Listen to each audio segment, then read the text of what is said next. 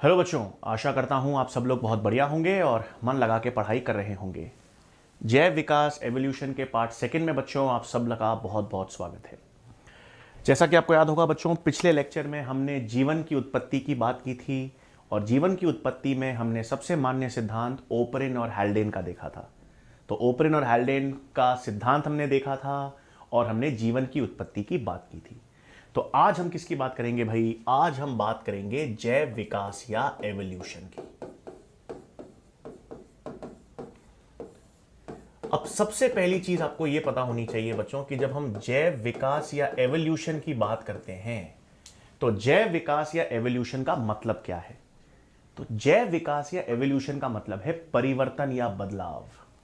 हां, जब सरल जीव या सरल यानी सिंपल ऑर्गेनिजम्स परिवर्तित होकर बदलकर जब वो जटिल यानी कॉम्प्लेक्स ऑर्गेनिजम्स में परिवर्तित होते हैं तो उसे हम क्या कहते हैं? एवोल्यूशन।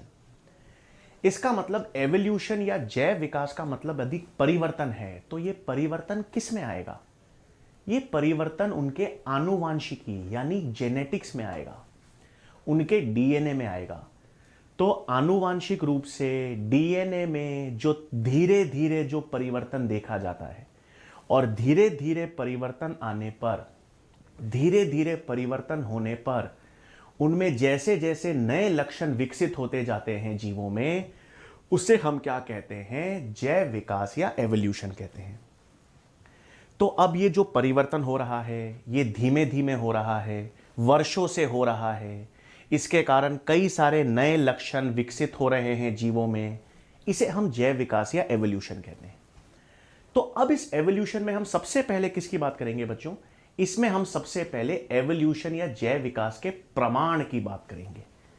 हम सबसे पहले बात करेंगे कि ऐसे कौन कौन से प्रमाण, ऐसे कौन कौन से एविडेंसेस हैं जिससे आपको यह मालूम चलता है कि जैव विकास हो रहा है। ठीक है, तो हम आज सबसे पहले किसकी बात करेंगे बच्चों? जैव विकास के प्रमाण की।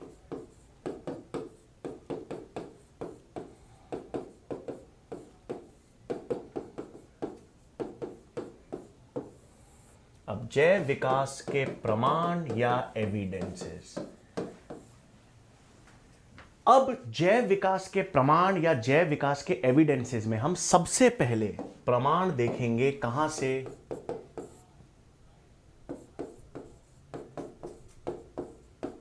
कंपैरेटिव एनाटॉमी एंड मॉर्फोलॉजी से। हां, आकारिकी और आंतरिकी।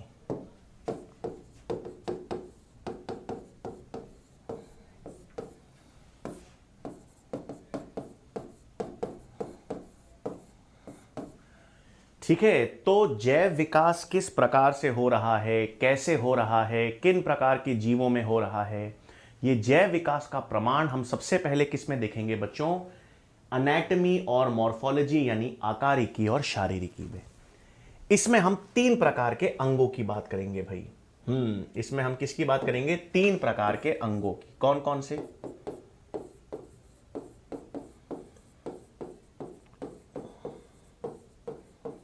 होमोलोगस ऑर्गन्स,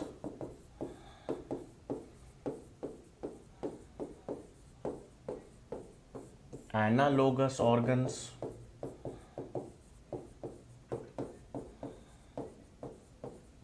और वेस्टिजियल ऑर्गन्स। होमोलोगस ऑर्गन्स को हम कहते हैं समजातीय अंग।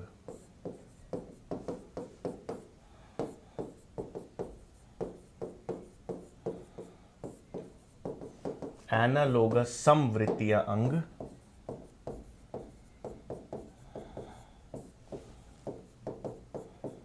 और वेस्टिजियल ऑर्गन्स का मतलब है अवशेषी अंग। तो हम जब शारीरिकी और आंतरिकी की बात करेंगे बच्चों तो उसमें हम तीन विशेष प्रकार के अंगों की बात करेंगे: समजातीय, समवृत्तीय और अवशेषी। ठीक है, एक एक करके हम बात करेंगे। सबसे पहले हम किसकी बात करते हैं? होमोलोगस ऑर्गन्स या समजातीय अंग।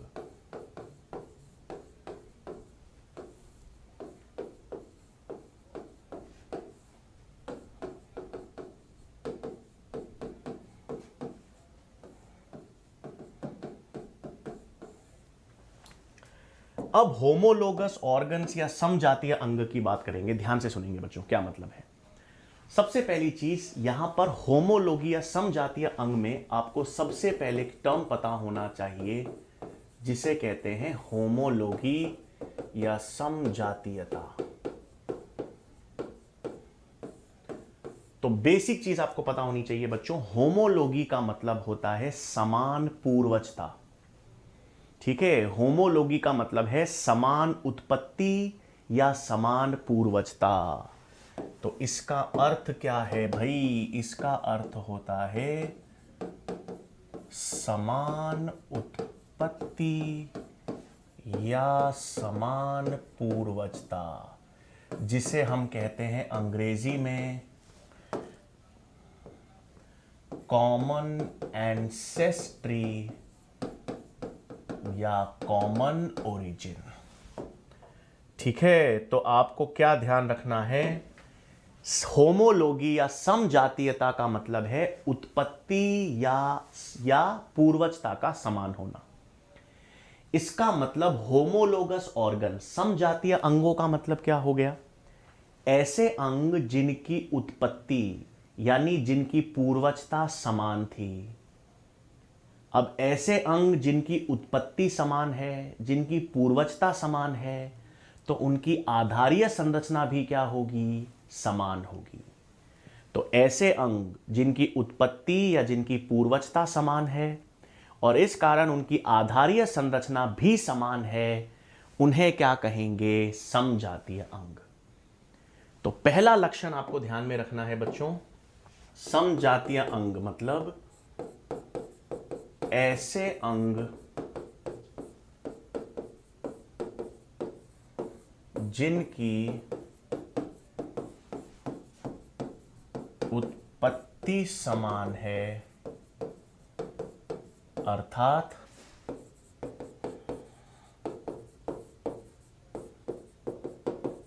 आधारीय संरचना समान है। ठीक है, तो ऐसे अंग जिनकी उत्पत्ति समान होगी, जिनकी उत्पत्ति एक ही समान चीज से होगी और इनकी आधारीय संरचना में भी क्या होगी, समानता।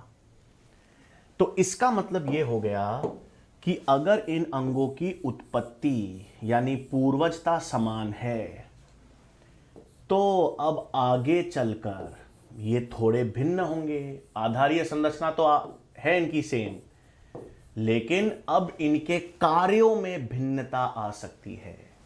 क्या हो सकती है, इनके कार्य में भिन्नता आ सकती है। किस कारण, डाइवर्जेंट एवोल्यूशन के कारण,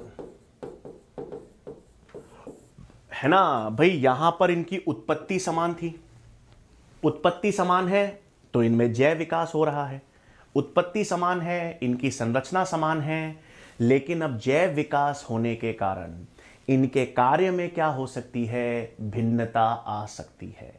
और कार्य में भिन्नता आई है किस कारण, डाइवर्जेंट एवोल्यूशन के कारण। तो समजातीय अंग में आपको तीन प्रमुख चीजें याद रखनी है बच्चों। समजातीय अंग ऐसे अंग होंगे जिनमें उत्पत्ति समान होगी, जिनकी उत्पत्ति समान होगी, ओरिजिन समान होगा, तो उनकी आधारीय संरचना समान होगी। और डाइवर्जेंट एवोल्यूशन, अभिसारी एवोल्यूशन दर्शाने के कारण वो कार्य में भिन्नता दर्शा सकते हैं। तो इनमें नेक्स्ट लक्षण क्या है भाई, इन अंगों में डाइवर्जेंट एवोल्यूशन होता है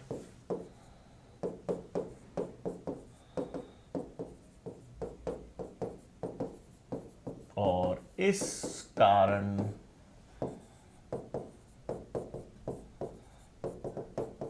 कार्यों में भिन्नता आ सकती है। याद रखना बच्चों, जरूरी नहीं है कि हमेशा कार्य भिन्न ही होंगे, कार्यों में भिन्नता आ सकती है। और कार्य अलग अलग या भिन्न क्यों हो सकते हैं, क्योंकि कौन सा एवोल्यूशन होगा उसमें, डाइवर्जेंट एवोल्यूशन। तो कौन कौन से की टर्म्स याद रखने हैं समजातीय अंगों के लिए, उत्पत्ति समान होना पहला, आधारीय संरचना समान होना दूसरा, किस प्रकार का उद्विकास, जैव विकास दर्शाना, डाइवर्जेंट एवोल्यूशन दर्शाना। ठीक है, और फिर नेक्स्ट क्या हो गया, उदाहरण। किसके, इनके उदाहरण याद रखने हैं। सवाल उदाहरण पे आता है तो समजातीय अंगों के उदाहरण। अब समजातीय अंगों के उदाहरण में क्या क्या याद रखना है बच्चों। सबसे पहले तो स्तनधारियों के, सभी स्तनधारियों के अग्रपाद।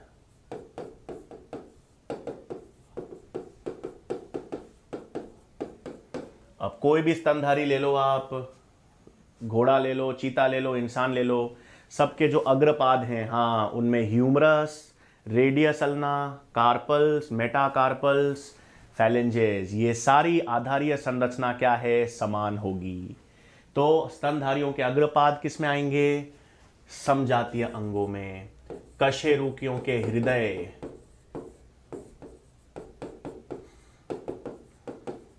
कशेरुकियों के हृदय,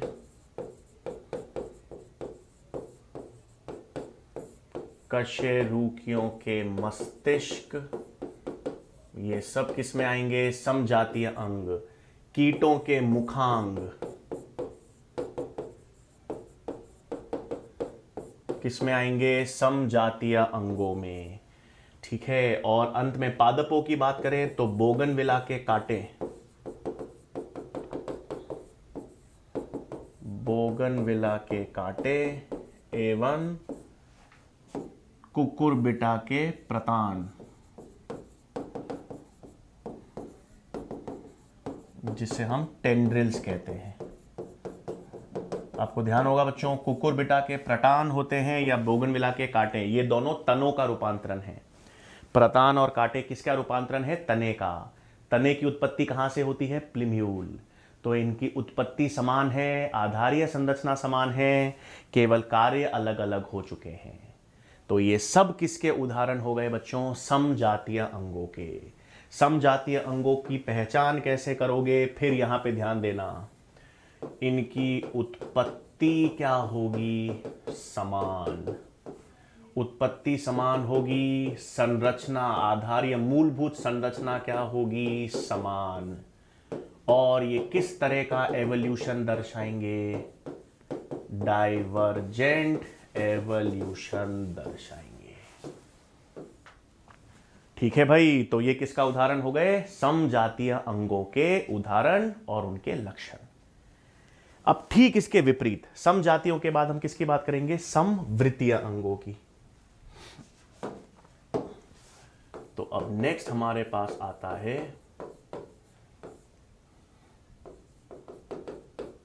समवृत्तीय अंग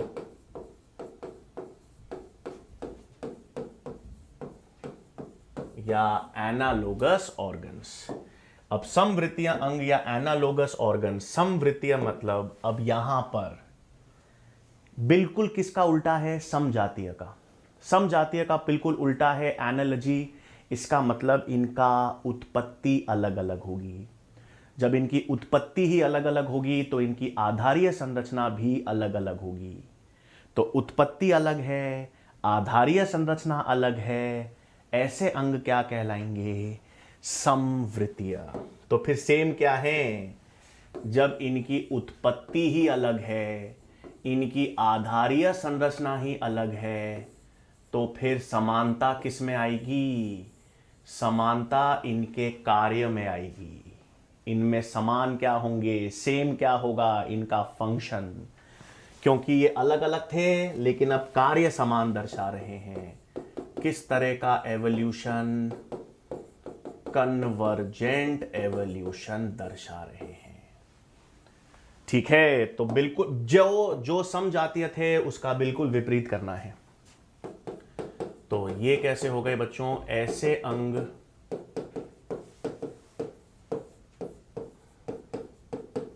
जिनकी उत्पत्ति भिन्न होती है।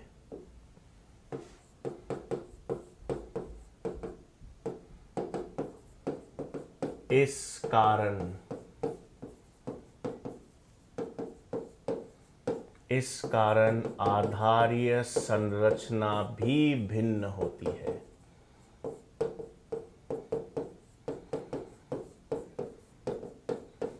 तो ऐसे अंग जिनकी उत्पत्ति भिन्न होती है और इस कारण उनकी आधारीय संरचना भी भिन्न होती है, परंतु किस कन्वर्जेंट एवोल्यूशन के कारण, कन्वर्जेंट एवोल्यूशन के कारण इनके कार्य में समानता देखी जाती है।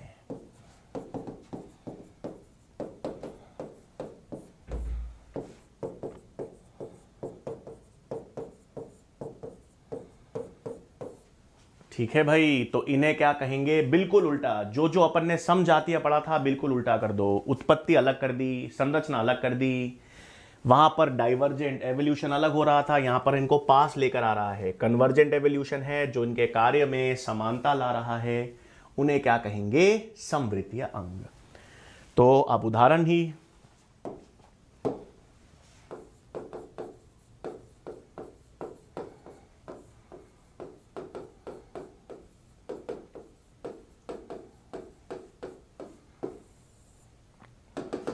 ठीक है, समवृत्तीय अंगों में क्या क्या उदाहरण आएंगे बच्चों? हाँ, डॉल्फिन और पेंगुइन के फ्लिपर्स। पेंगुइन एवं डॉल्फिन्स के फ्लिपर्स किसका उदाहरण है? समवृत्तीय के। फिर ऑक्टोपस और मानव के नेत्र,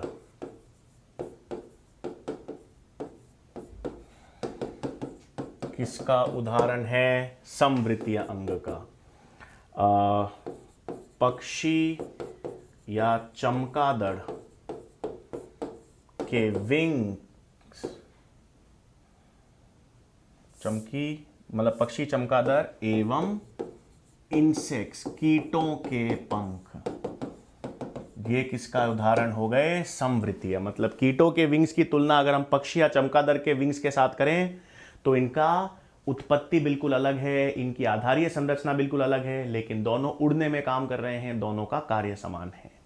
तो किसमें आ गए? समवृत्तीय अंग में। फिर आपके पास इसमें नेक्स्ट क्या आता है? हाँ, आलू पटेटो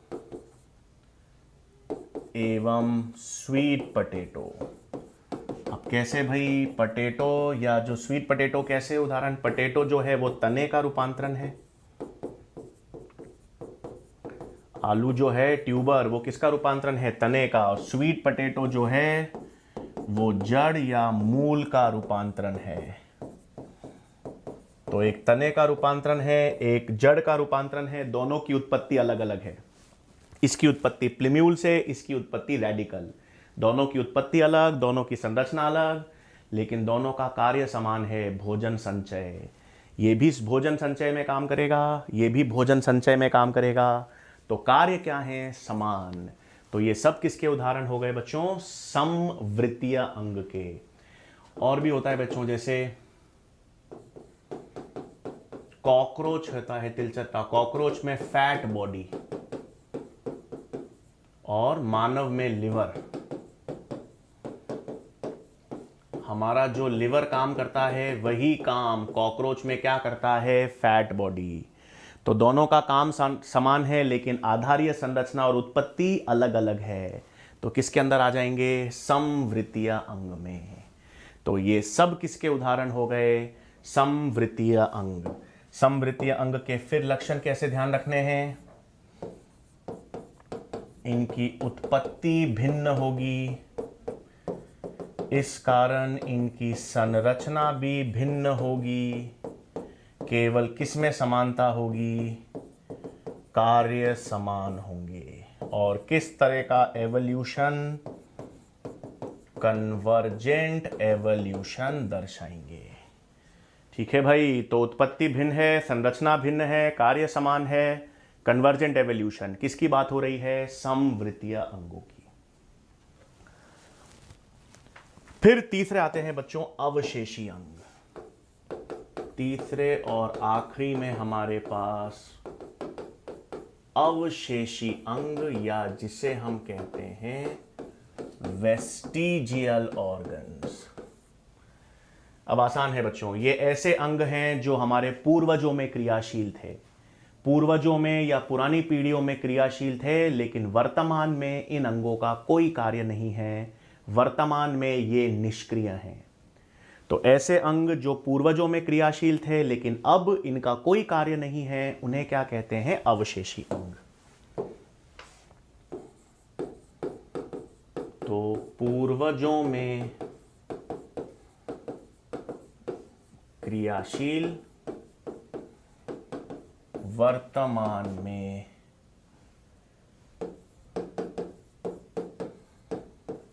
कोई कार्य नहीं।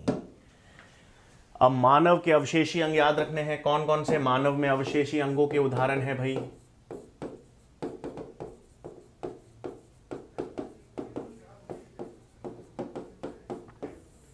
अब मानव में अवशेषी अंग कौन कौन से होते हैं? अपेंडिक्स जो है वो अवशेषी अंग है, शरीर पर रोम अवशेषी अंग है, अकल दाढ़ जिसे हम कहते हैं विजडम टूथ वो हमारे पास अवशेषी अंग है।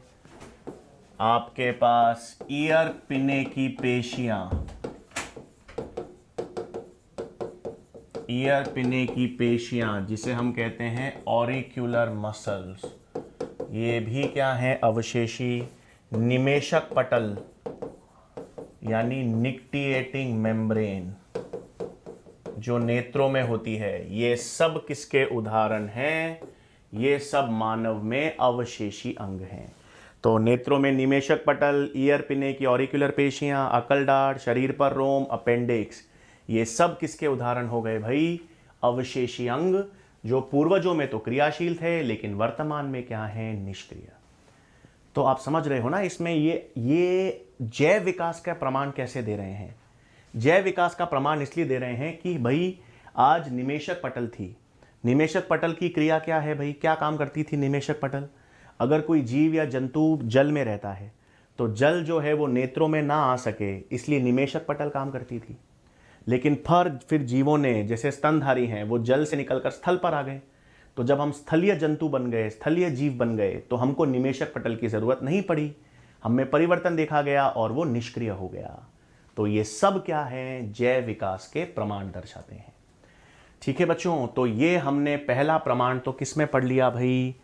तुलनात्मक रूप से हमने आंतरिकी और शारीरिकी, इसमें 3 विशेष प्रकार के अंग याद रखने हैं। समजातीय अंग और उनके उदाहरण, समवृत्तीय अंग उनके उदाहरण, और तीसरे अवशेषी। अब इसमें एक लक्षण याद, आपको टर्म पता होना चाहिए, जरूरी है, जिसे कहते हैं एटाविज्म।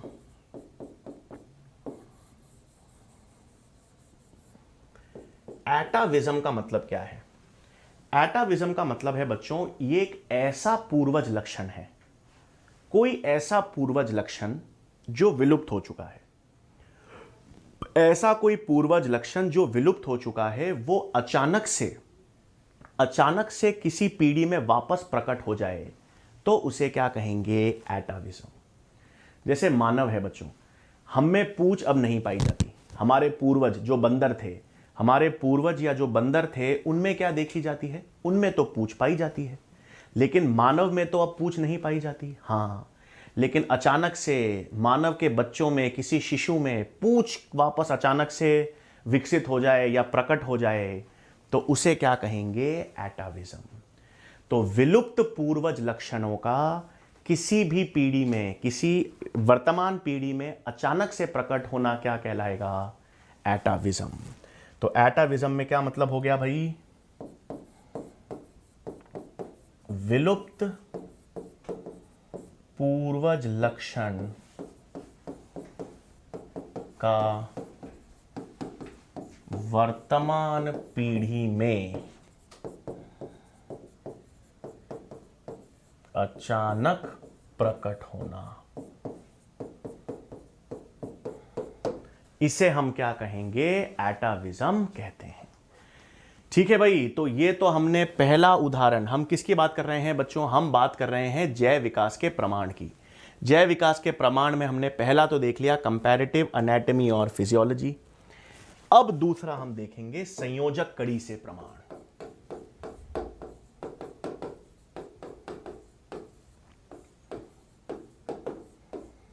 संयोजक कड़ी या जिसे हम कहते हैं कनेक्टिंग लिंक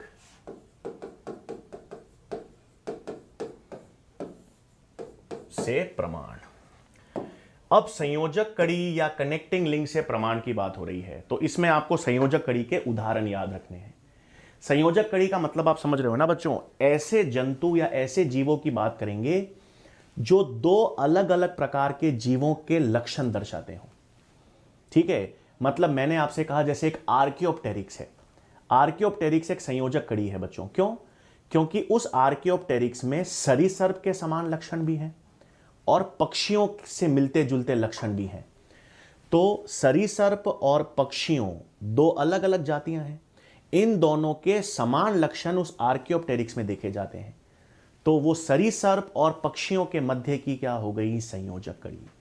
तो संयोजक कड़ी से हमको यह प्रमाण मिल रहा है ना कि जैव विकास कैसे हो रहा है। सरीसर्प है, सरीसर्प में परिवर्तन आया, जैव विकास आया, तो वो पक्षियों में रूपांतरित हुए। तो ये कैसे मालूम चला कि सरीसर्प से पक्षियों का विकास हुआ या जैव विकास हुआ? आर्कियोप्टेरिक्स से। काफी धारणा यह भी है कि जो डायनासोर हैं जिसको हम कहते हैं विलुप्त हो गए, तो काफी वैज्ञानिकों का यह भी मानना है कि वो डायनासोर विलुप्त तो हो गए, लेकिन वो आगे चलकर विकसित, उनका जैव विकास किसमें हुआ? पक्षियों में हुआ। तो कनेक्टिंग लिंक हमको यह बताता है दो जंतुओं के मध्य जैव विकास की कड़ी समझाता है। तो अब इसमें कनेक्टिंग लिंक के उदाहरण पता होने चाहिए। सबसे पहला उदाहरण है भाई प्रोटेरोस्पोरेंजी, प्रोटेरोस्पोंजिया। ठीक है, अब ये प्रोटेरोस्पोंजिया जो है पीपीपी याद रखना, किसके मध्य संयोजक कड़ी है? पॉरीफेरा एवं प्रोटोजोआ के मध्य। ठीक है, तो पीपीपी कैसे? प्रोटेरोस्पोंजिया, पॉरीफेरा और प्रोटोजोआ, पीपीपी किसके मध्य की संयोजक कड़ी हो गई? पॉरीफेरा और प्रोटोजोआ के मध्य। फिर आता है बच्चों एक नियोपिलिना। नियोपिलिना किसके मध्य की संयोजक कड़ी है? मोलस्का और एनेलिडा, एनेलिडा एवं मोलस्का के मध्य। इसको याद रखने का तरीका है मैन। शॉर्ट में कैसे याद रख सकते हो? मैन, आदमी से। मोलस्का और एनेलिडा के बीच की संयोजक कीड़ी क्या है? नियोपिलिना। तो मैन से आप ये याद रख सकते हो। फिर आता है बच्चों पेरीपैटस। पेरीपैटस किसके मध्य की संयोजक कड़ी है? एनेलिडा और आर्थ्रोपोडा के मध्य।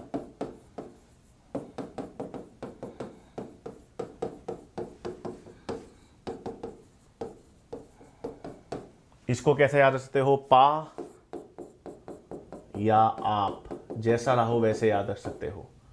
ठीक है, पेरीपैटस एनेलिडा आर्थ्रोपोडा के मध्य है, या आप एनेलिडा आर्थ्रोपोडा के मध्य पेरीपैटस संयोजक कड़ी है। फिर बैलेनोग्लोसस। बैलेनोग्लोसस किसके मध्य है बच्चों? ये हेमीकॉर्डेटा होता है, तो कॉर्डेट और नॉन कॉर्डेट के मध्य की संयोजक कड़ी।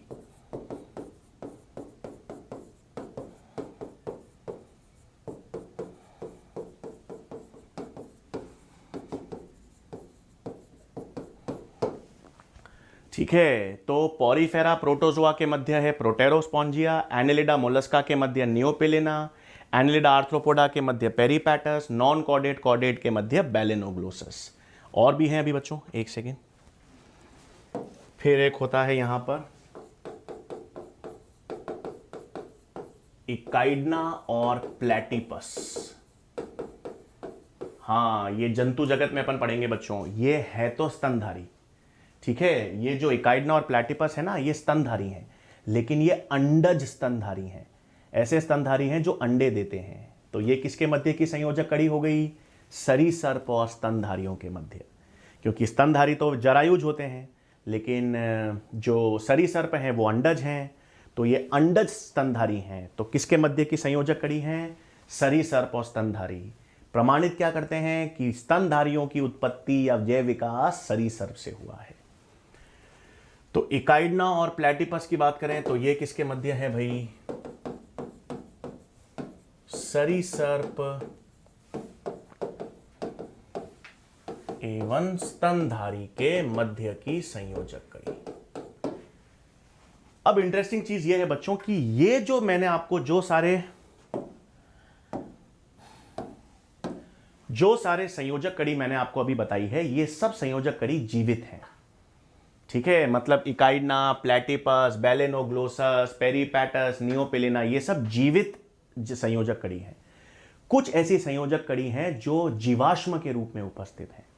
जैसे अभी शुरुआत में मैंने आपको उदाहरण बताया आर्कियोप्टेरिक्स का, तो आर्कियोप्टेरिक्स आपको सजीव थोड़ी मिलता है, वो तो संयोजक कड़ी है लेकिन जीवाश्म के रूप में है।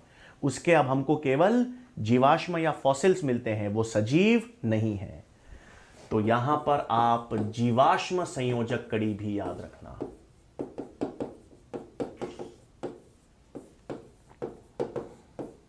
ठीक है, जीवाश्म संयोजक कड़ी का मतलब अब वो सजीव नहीं है, उनके क्या उपस्थित हैं? जीवाश्म या फॉसिल्स। तो उसमें हमारे पास आर्कियोप्टेरिक्स आता है, किसके मध्य? सरीसर्प एवं पक्षी के मध्य की संयोजक कड़ी, और एक साइनोग्नेथस, ये सरीसर्प एवं स्तनधारियों के मध्य संयोजक कड़ी।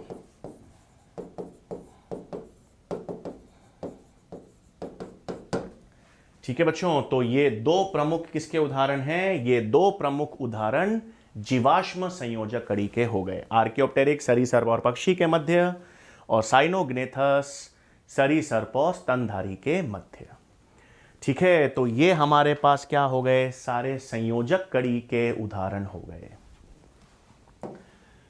फिर तीसरा, फिर नेक्स्ट प्रमाण हमको कहां से मिलता है? आणविक जैविकी से प्रमाण।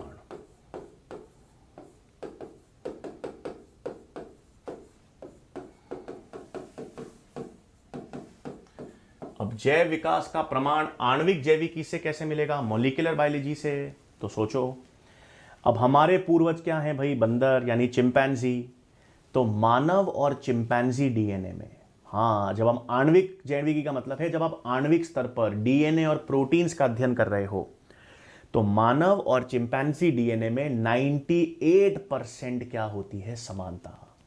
तो 98% डीएनए अगर चिंपैंजी और मानव में समान है, तो इससे क्या आपको प्रमाण मिल रहा है कि हमारे पूर्वज, हमारी उत्पत्ति, हमारा जैव विकास कहां से हुआ? चिंपैंजी से। तो आणविक जैविकी में उदाहरण, पहला प्रमाण क्या है भाई? आंकड़े ध्यान रखने हैं। मानव एवं चिंपैंजी डीएनए में 98% समानता है। ठीक है, एक प्रोटीन होता है बच्चों, अगर आपको याद हो तो, cytochrome C. Cytochrome C protein याद है? ईटीसी, इलेक्ट्रॉन स्थानांतरण श्रृंखला में हम पढ़ते हैं, श्वसन की प्रक्रिया में। तो साइटोक्रोम सी जो आंतरिक झिल्ली, माइटोकॉन्ड्रिया की आंतरिक झिल्ली पर पाया जाता है, वो साइटोक्रोम सी प्रोटीन का जो अमीनो अम्ल क्रम है, वो मानव और चिंपैंजी में सेम है।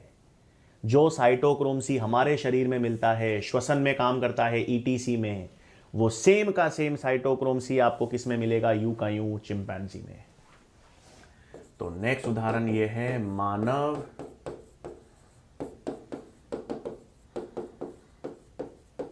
चिंपैंजी में साइटोक्रोम सी प्रोटीन का क्रम एक समान। फिर और आणविक जैविकी से क्या प्रमाण मिलते हैं? ये जो एक्टिन प्रोटीन होता है पेशियों में, टिब्यूलिन प्रोटीन होता है जो तर्कु तंतु बनाता है, एक्टिन, टिब्यूलिन, ये प्रोटीन लगभग सभी जंतुओं में क्या होते हैं, समान। तो नेक्स्ट क्या प्रमाण है भाई, एक्टिन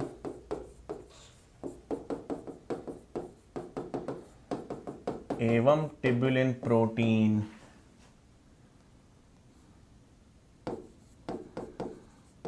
लगभग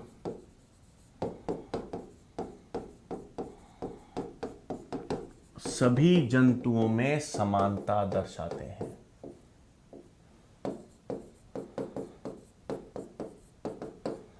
और अंत में यदि आपको याद हो बच्चों, जब हमने आणविक जैविकी पढ़ी थी तो हमने देखा था आनुवांशिक कूट यानी जेनेटिक कोड जो है वो सार्वत्रिक होता है। जीवाणु से लेकर सबसे सरलतम एक कोशिकीय जीव, जीवाणु से लेकर सबसे जटिल मानव में आनुवांशिक कूट सेम होता है। यू फिनाइलएलानिन को कोड करता है, मानव में भी और जीवाणु में भी। तो यदि आनुवांशिक कूट सार्वत्रिक है, इससे यह प्रमाण मिलता है कि सभी जीव और जंतु सरल एक कोशिकीय जीव और जंतु से बने हैं। तो क्या हो गया आखिरी में, उदाहरण जेनेटिक कोड यानी आनुवांशिक कूट का सार्वत्रिक यानी यूनिवर्सल नेचर। तो ये सब प्रमाण किस में आते हैं बच्चों, आणविक जैविकी से आते हैं। ठीक है, आणविक जैविकी से प्रमाण हो गए। फिर हमारे पास नेक्स्ट क्या आता है, जीवाश्म से प्रमाण।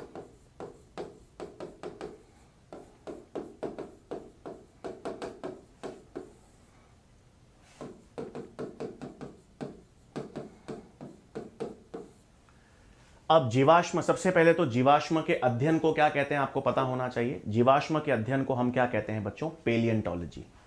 तो पहली चीज तो आपको पता होना चाहिए,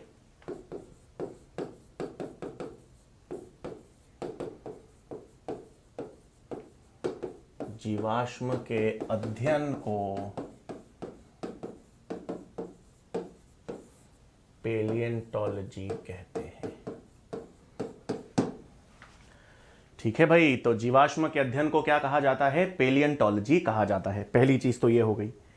अब जीवाश्म के क्या क्या प्रकार हैं, जीवाश्म के प्रकार पर भी सवाल आते हैं बच्चों। तो यहां पर ध्यान देंगे, अपन देख रहे हैं अब जीवाश्म के प्रकार।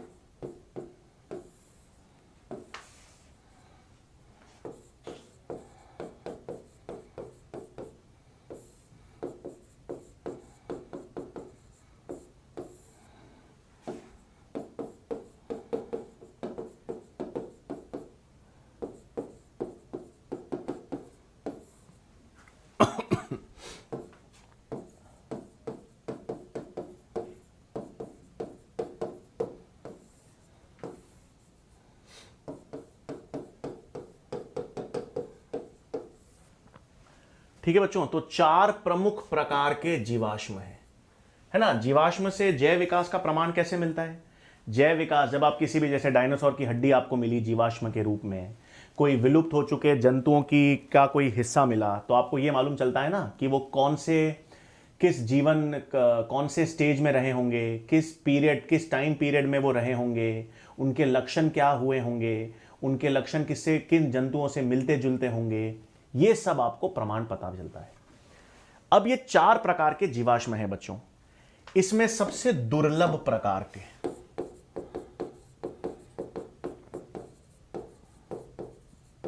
सबसे दुर्लभ प्रकार के कौन से जीवाश्म हैं, अनऑल्टर्ड। सबसे दुर्लभ का मतलब ऐसे जीवाश्म बहुत कम मिलते हैं, कहीं कभी कभार ही मिलते हैं। अनऑल्टर्ड का मतलब यह है कि जिस रूप में एक जंतु विलुप्त हुआ था, जिस रूप में एक जंतु मरा था, वो यूं का यूं उसका जीवाश्म उपस्थित हो। अब इसके चांसेस तो बहुत कम है ना। एक जंतु जिस रूप में मरा उसी रूप में उसका जीवाश्म आपको मिलेगा क्या, नहीं ना। उसका कार्बनिक पदार्थ नष्ट हो चुका होगा, उसमें खनिज रह गए होंगे, वही तो जीवाश्म मिलते हैं आपको। जिस रूप में कोई जंतु मरा है उस रूप में उसका जीवाश्म मिलना बहुत मुश्किल है। तो अनऑल्टर्ड का मतलब है अपरिवर्तित, जिसमें कोई परिवर्तन नहीं हुआ हो, कोई परिवर्तन नहीं हुआ हो। तो ऐसे जीवाश्म मिलने बहुत मुश्किल हैं जिसमें जीवों में कोई परिवर्तन ही ना हुआ हो। यह सबसे दुर्लभ प्रकार का है। इसका मतलब सबसे कॉमन प्रकार का जो जीवाश्म है वो पेट्रीफाइड होते हैं। ठीक है, सबसे कॉमन प्रकार के जीवाश्म कौन से हैं? Petrified fossils. इसका मतलब ये सबसे कॉमन प्रकार के क्यों हैं? क्योंकि इसमें जो जीवों का कार्बनिक पदार्थ था वो कार्बनिक पदार्थ किस में परिवर्तित हो चुका है? खनिजों में। तो आपको जो जीवाश्म मिलते हैं ज्यादातर वो क्या मिलते हैं? हड्डियां मिलती हैं। हड्डियां में भी केवल जो खनिज मिलता है, तो उसमें कार्बनिक पदार्थ परिवर्तित होकर केवल क्या बच गए हैं? उनमें खनिज बच गए हैं। तो इसमें क्या है भाई? कार्बनिक पदार्थ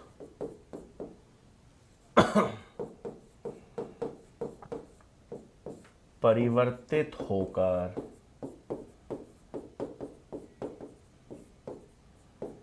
खनिज में रूपांतरित। तो ये कौन से हैं? सबसे कॉमन प्रकार के जीवाश्म। तीसरे होते हैं मोल्ड्स और कास्ट्स। हाँ, इसमें वास्तविक जीवाश्म है ही नहीं है। इसमें वास्तविक कोई उत्तक या कोशिका या कोई जंतु का भाग नहीं मिलेगा, केवल छाप मिलेगी। काफी बार होता है ना कि आपको पैरों की छाप मिल जाती है जंतुओं की, किसी भी कीट है उसके पंख की छाप मिल जाती है। तो जब आपको केवल इंप्रेशंस या छाप मिले, ठीक है, वास्तविक भाग नहीं मिले किसी जंतु के, तो उसे कहते हैं मोल्ड्स एंड कास्ट्स। इसमें केवल क्या मिलती है? छाप या इंप्रेशंस उपस्थित है, वास्तविक भाग नहीं पाए जाते।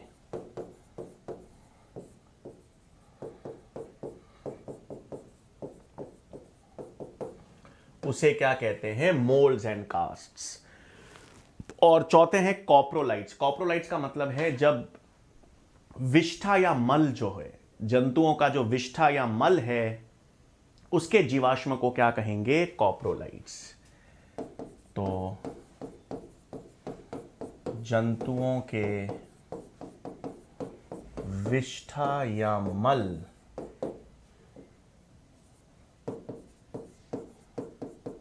का जीवाश्म क्या कहलाता है? कॉप्रोलाइट्स। ठीक है भाई, तो ये आपके पास 4 विशेष प्रकार के जीवाश्म हैं जो याद रखने हैं। सबसे दुर्लभ कौन सा है याद रखना, सबसे कॉमन प्रकार का कौन सा है? पेट्रीफाइड फॉसिल्स याद रखेंगे। तो ये हमारे पास क्या हो गया बच्चों? जीवाश्म से प्रमाण हमने देख लिए। फिर नेक्स्ट आखिरी में हमारे पास आता है भ्रौणिकी से प्रमाण।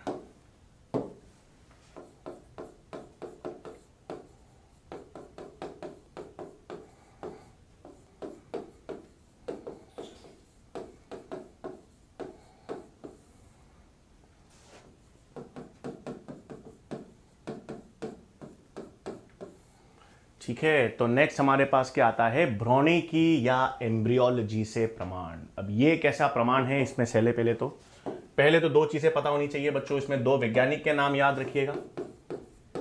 एक तो वॉन बेयर। वॉन बेयर किसे कहते हैं हम? भ्रौणिकी के जनक।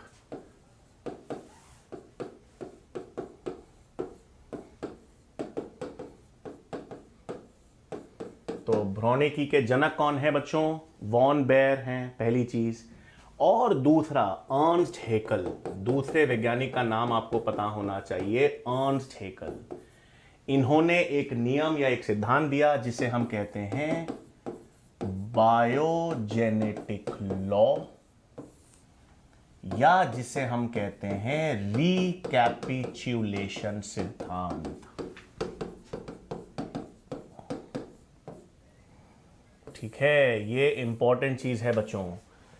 भ्रौणिकी के जनक तो कौन है? वॉन बेयर हैं, लेकिन अर्नस्ट हेकल जो एक वैज्ञानिक थे, उन्होंने कौन सा नियम दिया भाई? उन्होंने एक नियम दिया जिसे कहते हैं बायोजेनेटिक लॉ या रिकैपिचुलेशन सिद्धांत। ये रिकैपिचुलेशन सिद्धांत क्या कहता है सुनेंगे।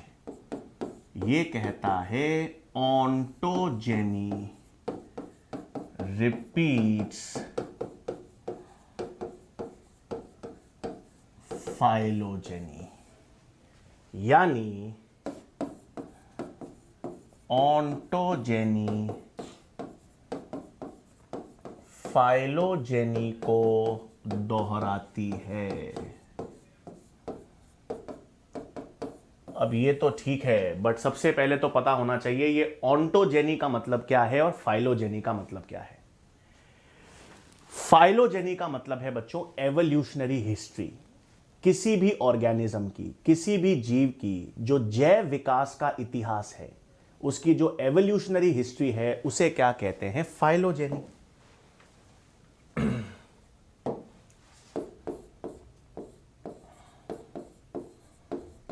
मतलब फाइलोजेनी की बात करें तो किसी भी जीव की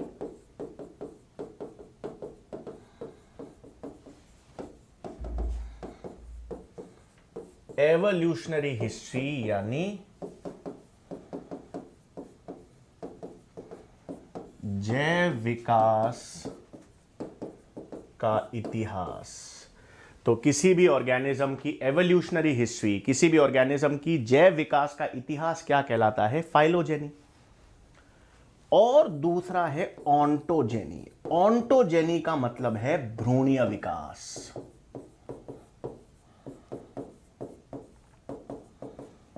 यानी एम्ब्रियोनिक डेवलपमेंट।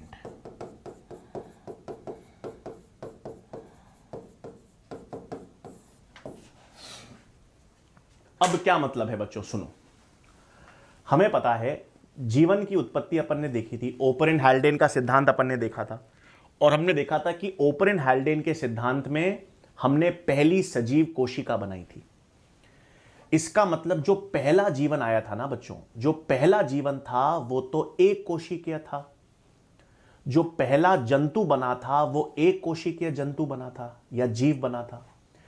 तो इसका मतलब जितने भी ये बहुकोशिकीय जटिल जीव और जंतु बने हैं, पादप जंतु, प्रोटोजोआ, कवक, हम जंतुओं में भी नॉन कॉर्डेट्स, कॉर्डेट्स, कॉर्डेट्स में भी कशेरुकी और ये सब, तो जितने भी जीव और जंतु का विकास हुआ है बच्चों, जितने भी जीव और जंतु विकसित हुए हैं, वो सब का सब किससे विकसित हुए हैं, किससे उत्पत्ति हुई है उनकी? एक कोशिकीय जीव या जंतु से। इसका मतलब सभी प्रकार के ऑर्गेनिजम्स जो हैं वो एक कोशिकीय कोशिका यानी एक कोशिकीय जीव से विकसित हुए। ये हम सब का एवोल्यूशनरी हिस्ट्री है। ये हम सब की, कोई पादप ले लो, कोई जंतु ले लो, मानव ले लो, हम सब का जैव विकास शुरुआत प्रारंभ कहां से हुआ? एक कोशिकीय जीव से। और जब हम भ्रूणीय विकास पढ़ते हैं किसी का भी, मानव का भ्रूणीय विकास ले लो, सरीसृप का ले लो, उभयचर का ले लो, पादप का ले लो, किसी भी जीव या जंतु का भ्रूणीय विकास ले लो, तो उनमें क्या होता है? निषेचन से युग्मनज बनता है।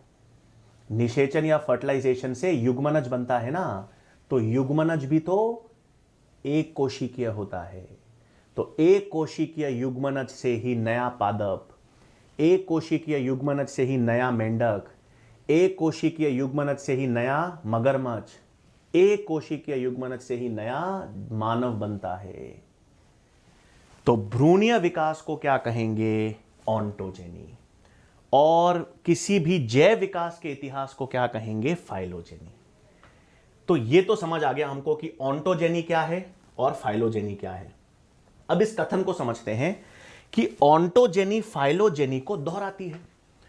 मतलब हेकल नामक वैज्ञानिक ने यह कहा कि जब हमारा जैव विकास हुआ, जब एक कोशिकीय जीव से सब बहुकोशिकीय जीवों का विकास हुआ, तो उस दौरान जो जो पद देखे गए, जो जो स्टेप्स उस दौरान देखे गए, वो सारे के सारे पद, वो सभी के सभी पद वापस किस में देखे जाते हैं?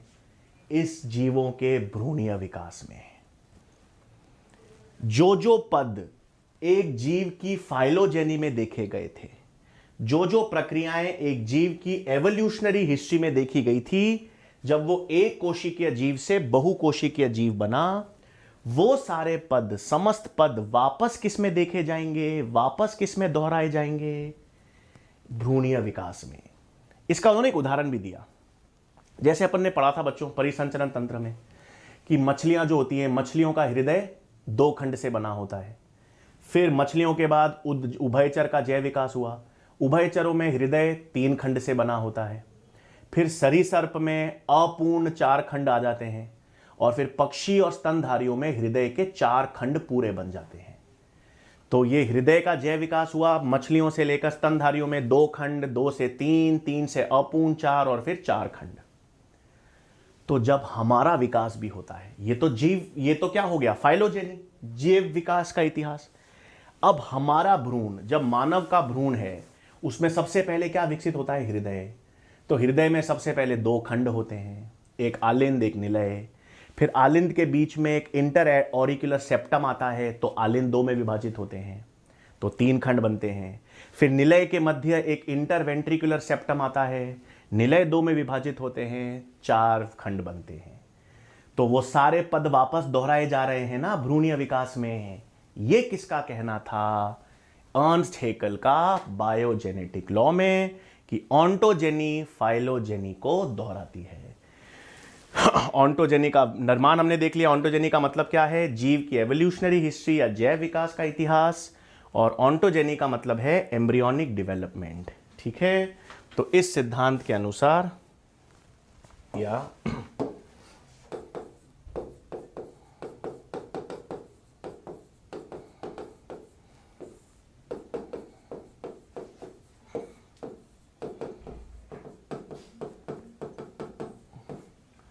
रिकैपिचुलेशन थ्योरी के अनुसार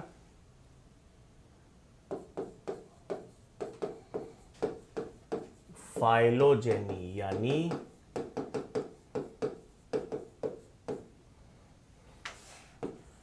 जैव विकास के इतिहास में देखे जाने वाले पद ऑन्टोजेनी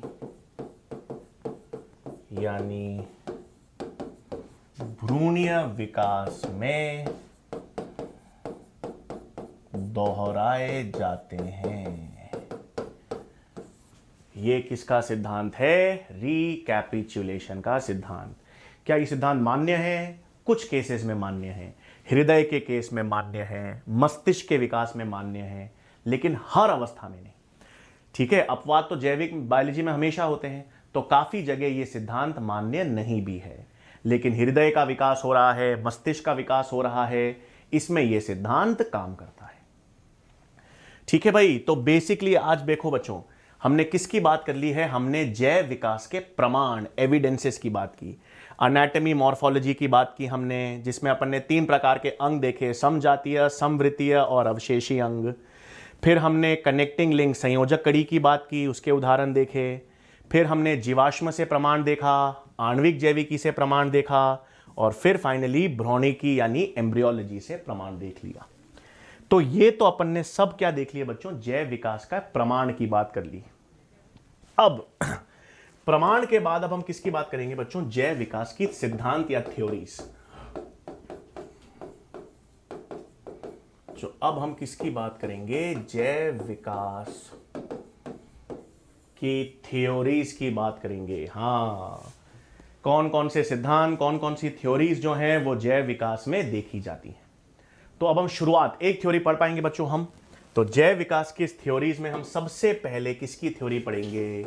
लमार्क का सिद्धांत।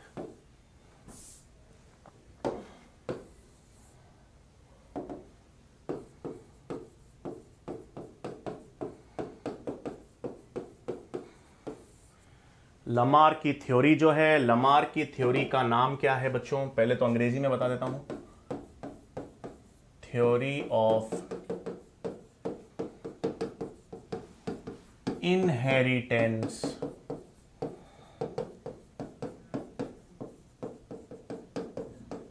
ऑफ एक्वायर्ड कैरेक्टर्स, या जिसको हम कहते हैं उपार्जित लक्षणों की वंशागति।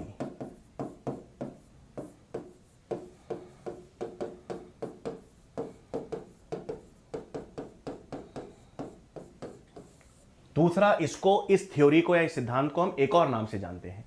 हाँ, यही लेमार्क की थ्योरी को एक और नाम से जानते हैं, theory of use and disuse of organs.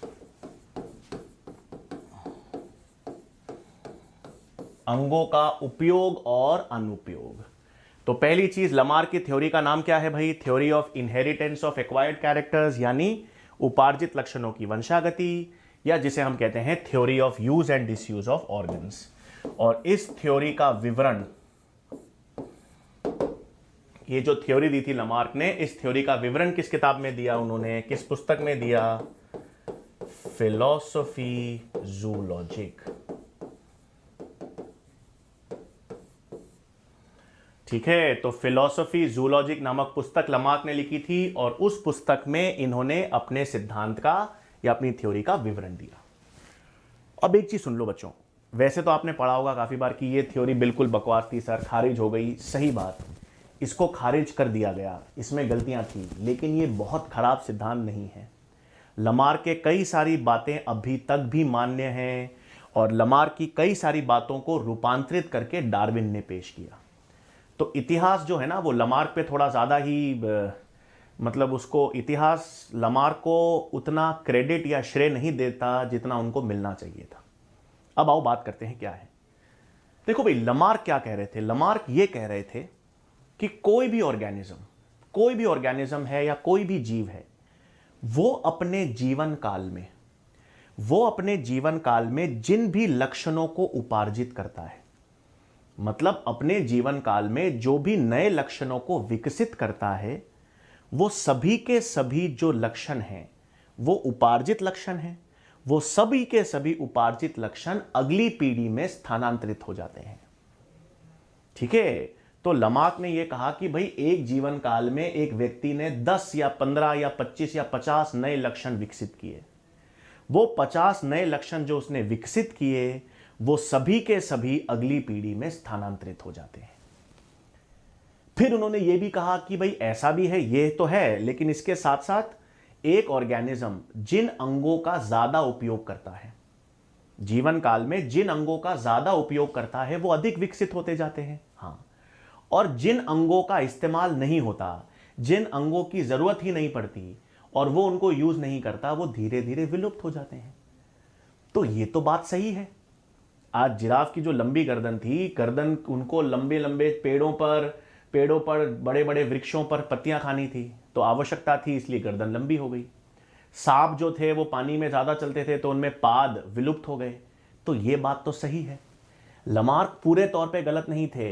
अंगों का उपयोग और अनुपयोग वाली बात इनकी सही थी, और इसी को रूपांतरित किया आगे डार्विन ने। गलती उन्होंने ये कर दी कि उन्होंने ये कहा कि सारे उपार्जित लक्षण अगली पीढ़ी में वंशागति दर्शाते हैं।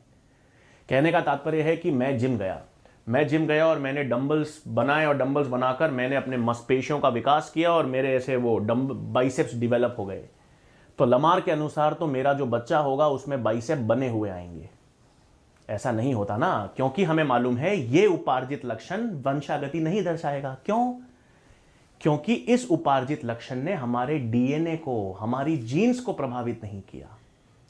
अगली पीढ़ी में तो केवल वही लक्षण जाएंगे जो डीएनए को प्रभावित करेंगे, जिससे जीन्स प्रभावित होंगी।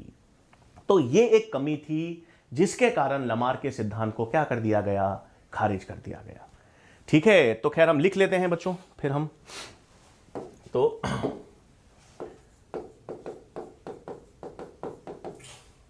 इस सिद्धांत के अनुसार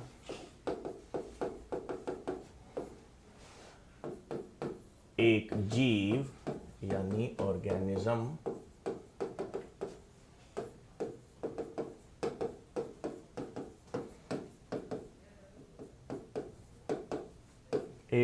अपने जीवन काल में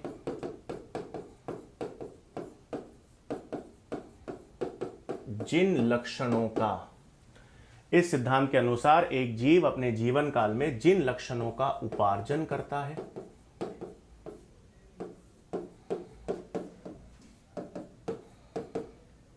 वे वंशागति के द्वारा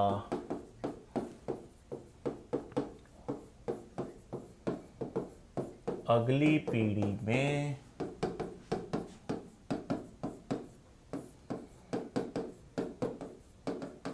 स्थानांतरित होते हैं। ठीक है, फिर दूसरा और क्या था?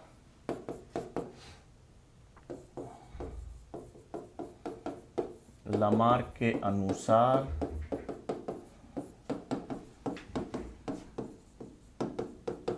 जिन अंगों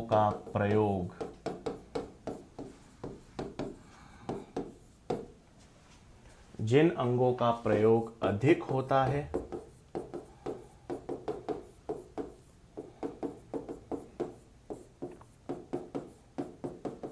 वे विकसित होते जाते हैं तथा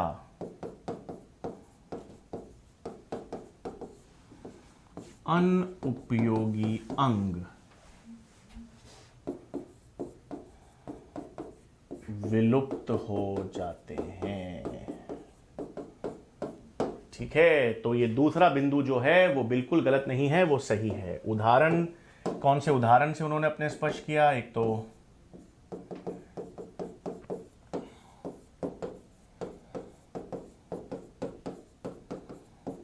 जिराफ की लंबी गर्दन और सांपों में